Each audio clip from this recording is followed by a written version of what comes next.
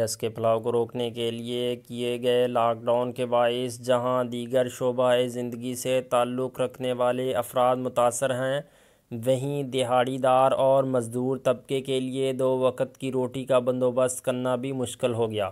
ملک بھر کی طرح پیر محل میں مزدور طبقہ ریڑھ کی ہڈی کی حیثیت رکھتے ہیں اور مزدور ساری کرتے ہیں، لیکن لاک ڈاؤن اور دکانیں بند ہونے سے مزدوروں کی مشکلات میں اضافہ، کیونکہ مزدور روز کماتے ہیں اور اپنے گھروں کا گزارا کرتے ہیں۔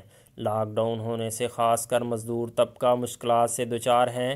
محنت کشوں کے بچے سوکھی روٹی کھانے پر مجبور ہیں۔ مزدور طبقے کے گھروں میں فاقوں کی نوبت آ گئی۔